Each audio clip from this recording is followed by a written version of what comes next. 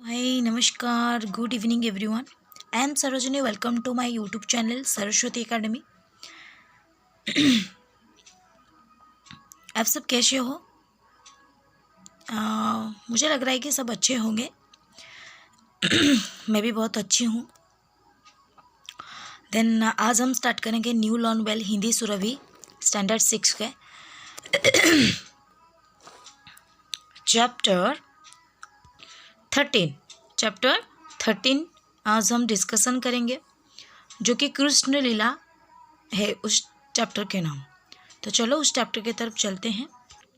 तो ये है कृष्ण लीला चैप्टर 13 स्टैंडर्ड 6 के हिंदी बुक है Hindi Surabhi new learn well. अगर कोई भी मेरे चैनल को अभी तक सब्सक्राइब नहीं किए हो, नया देख रहे हो, तो पहले सब्सक्राइब कर लो ताकि जो भी वीडियो पोस्ट करूँ आपको पहले नोटिफिकेशन आ जाए. उसके लिए आपको साइड पे जो बेल आइकन है उस पर प्रेस करके ऑल नोटिफिकेशन में क्लिक कर देना है ताकि ऑल नोटिफिकेशन आपको शो करे. और लाइक एंड शेयर करना मत भूलिएगा. कमेंट ज़रूर दीजिएगा कि मेरा वीडियो कैसा लगा और क्या क्या करनी चाहिए. और अगर कुछ भी अगर आपको कमी लगे वो भी मुझे सजेस्ट कर सकते हैं आप लोग.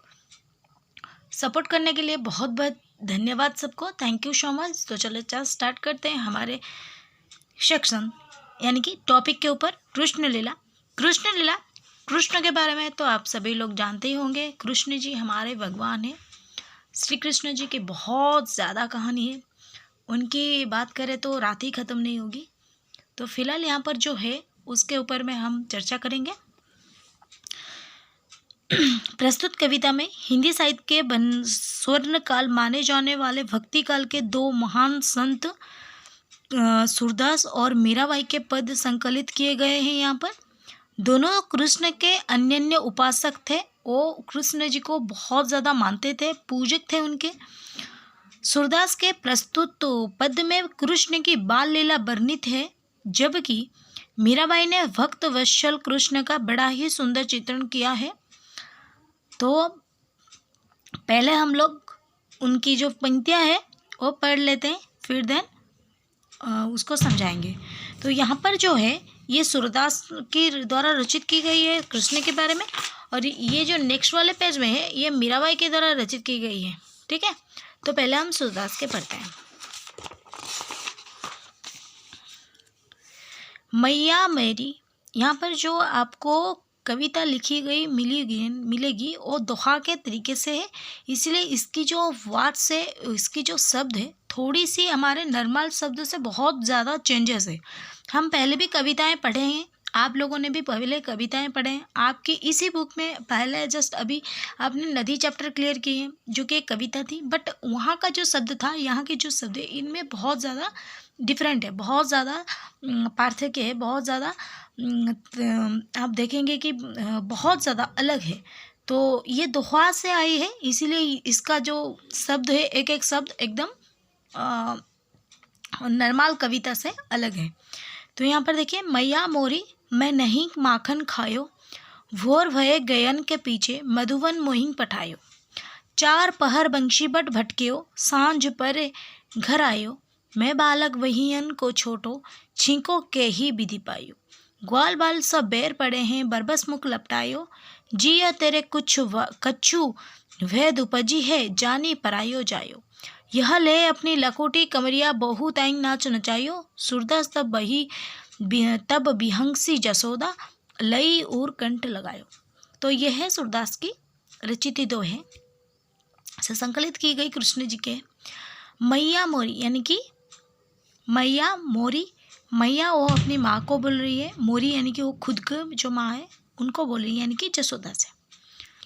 यहाँ पर देखो, मैं ऑलरेडी सूरदास के जो लिखी गई है जो पंक्ति यानी कि दोहा जो सूरदास के द्वारा लिखी गई है, रचित की गई है यहाँ पर कृष्ण लीला के बारे में, उसका जो पूरी की पूरी लाइन से पूरी दोहा के पूरा मतलब मैं यहाँ पर ऑलरेडी लिख चुकी हूँ आप सभी के लिए, ताकि आप सबको बहुत आसान हो जाए पढ़ना. बट पहले मैं समझा दूँगी, फिर उसके बाद इसका फ़ोटो दिखाऊंगी. तो आप लोग अगर चाहे तो पॉज करके लिख सकते हो अपने कॉपी में, ताकि कुछ भी ज़रूरत हो आप लोग बड़ी आसानी से, अगर आपके नेट वगैरह ख़त्म हो गई हो, नेट स्लो चल रहा हो, तो फटाक से अगर आपको ये कविता याद करनी है तो फटाक से अपने कॉपी खोल के ये वाला पढ़ सकते हो. तो मैया मोरी मैं नहीं माखन खायो, भोर भय ज्ञान के पीछे पाछे मधुवन मोहिंग पठायो। तो मैया मोरी तो श्याम सुंदर बोले हैं कि मैया यानी कि माँ, मैंने मैं नहीं माखन खायो, मैंने माखन नहीं खाया है। भोर भय गयन के पाछे मधुवन मोहिंग पठायो। सुबह होते ही गायों के पीछे मुझे भैंस देती हो। सुबह होते ही गायों के पीछे मुझे भैंस देती हो। कहाँ पर? मधुवन में भैंस देते हो ना। चार पहर बंशी बट्ट भटकयो, सांझे पर घर आया। चार पहर भटकने बाद, चार पहर यानी कि आपका जो होता है सुबह, दिन मध्याह्न, दिन आपका होता है अपराह्न। ओके, तो ये जो चार पहर है, सांझकाल के बाद आता है ना, सांझे पर घर आया। तो हाँ, तो चार पहर भटकने बाद, वो चार पहर बाहर भटकने के बाद यानी कि मधुवन में भटकने के बाद सांझ होने पर, जब सांझ काल आता है यानी कि इवनिंग टाइम होता है, इवनिंग के होने पर वो वापस आता है। मैं छोटा बालक हूँ, मेरी बाहें छोटी है। मैं छोटा बालक हूँ, मेरी बाहें छोटी है। तो फिर वो बोलता है कि मैं बालक वहीयन को छोटो ना, छींको के ही विधि पायो। तो मैं बालक छोटा हूँ, मेरी बाहें, बहियन यानी कि बाहें, मेरी बाहें भी छोटा है, छींके के ही विधि पायो। तो जो आपका छींके है ना, उस तक मेरे पहुँच नहीं सकता, क्योंकि मैं छोटा हूँ तो मेरी बाहें भी छोटा है, तो मैं आपके छींके तक कैसे पहुँचूंगा? पहुँच ही नहीं सकता। ग्वाल बाल सब बैर पड़े हैं, बरबस मुख लपटायो। तो ये सब जो सखा है मेरे, वो ना मेरे से बैर रखते हैं, इन्होंने मक्खन जबरन मेरे मुख में लिपटा दिया है। जिया तेरे कछु भेद उपजी है, जानी परायो जायो। तो इनकी बातों में आ गई तू माँ, तेरे दिल में जरूर मेरे लिए कोई वेद है, तेरे दिल में जरूर मेरे लिए कोई वेद है, वेद है, जो मुझे पराया समझकर मुझ पर संदेह कर रही हो, जो मुझे पराया समझकर मुझ पर संदेह कर रहे हो। यह ले अपनी लकुटी कमरिया, बहुत आएंग नाच नचायो। तो ये ले अपनी लाठी और कंबल ले, तूने मुझे बहुत नाच नचा लिया है। ओके, तो सूरदास तब बिहंसी जसोदा ले उर कंठ लगायो। तो सूरदास जी कहते हैं तभी कि प्रभु ने अपनी बातों से माता जसोदा के मन को मोहित कर लिया। तो माता जसोदा ने मुस्कुरा कर श्याम सुंदर को गले लगा लिए। तो ये थी सूरदास के जो पंक्ति है, इसका मतलब। तो अभी मैं उनका मतलब जो लिखी हूँ, उसको जो बोली हूँ, जो समझाई हूँ, बस उसको मैंने अपने लिखावट में प्रकट की हूँ। तो आप लोग उसे देख लीजिए, तो आप लोग को और भी अच्छी तरह से समझ में आ जाएगा।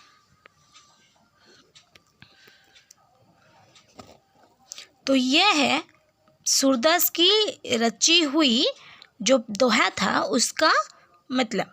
अगर आपको ये लिखना है तो बड़े आसानी से पॉज करके वीडियो को आप लोग अपने कॉपी में लिख सकते हो, ताकि जब भी आपका मन करे आप इस दोहे को अच्छे से याद कर पाओ। ओके, ये देखो, ये सूरदास की रची हुई दोहे की एकदम मतलब है।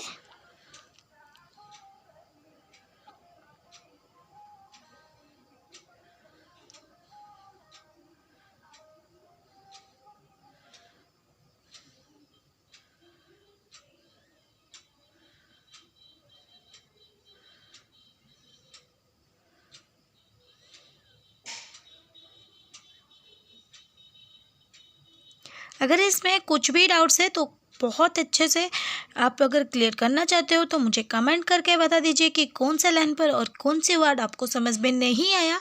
मैं उसका डाउट क्लियर करने फिर से एक क्लास करूँगी। अगर अच्छा लगे तो मेरी वीडियो को लाइक ज़रूर करना, शेयर करना और कमेंट भी ज़रूर करना कि कैसा लगा मेरी वीडियो। कमेंट नहीं करते हो तो मुझे नहीं पता चलता है कि आपको मेरा वीडियो कैसा लगा। तो प्लीज़ प्लीज़ प्लीज़ ज़्यादा से ज़्यादा जितना चाहो लाइक एंड शेयर करने के साथ साथ आप कमेंट भी कीजिए कि आपको कैसा लगा। अगर कुछ वीडियो आपको चाहिए किसी रिलेटेड, आपको जैसे कि हिंदी सुरभि हो, साइंस वगैरह की हो या फिर मैथ्स वगैरह की हो, वो मैं वीडियो बना सकती हूँ। तो फिर उसके लिए भी आप कमेंट कर सकते हैं। किसी को कोई भी चैप्टर चाहिए होती है तो मुझे कमेंट करके बता दीजिए, मैं आपकी हेल्प करूँगी स्टडी में, ताकि आपको हेल्प मिल जाए। क्योंकि बहुत ज़्यादा ऐसे लोग हैं जिनके पास पैसा नहीं होता है प्रॉपरली एकदम फीस दे के वो ट्यूशन जाए। और आजकल की जैसी सिचुएशन है, कोई इतने ज़्यादा महंगे ट्यूशन भी बहुत ज़्यादा पैसे लेते हैं ट्यूशन में। तो सबके घर में तो मोबाइल ही अवेलेबल होगी, या फिर दोस्तों के पास भी होगी। अगर आपके भी स्थिति बहुत संगीन है तो आपके दोस्तों के पास भी होगी फ़ोन वगैरह, तो आप अच्छे से देख सकते हो ये मेरा वीडियो। और एक बार अगर आप अपने कॉपी में इससे देख के लिख गए तो एक बार में ही ख़त्म हो जाएगा, आपको दूसरी बार देखना नहीं पड़ेगा। एक बार अच्छे से देख के समझ लो, फिर इसको अपने कॉपी में उतार दो तो जीवन भर काम आएंगे आपके।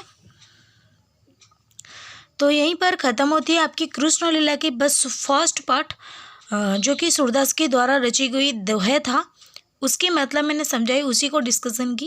देन नेक्स्ट क्लास में आएंगे मीराबाई के दोहे को लेकर, उनके दोहे को हम लोग समझाएंगे, उनकी दोहे को मैं मतलब समझाऊंगी, डिस्कशन करूंगी आप लोगों के साथ, ओ कृष्ण जी के बारे में क्या बोले थे। तो फिर आज के लिए इतना ही, मैं रखती हूँ। जय जगन्नाथ, आपके सरोजनी।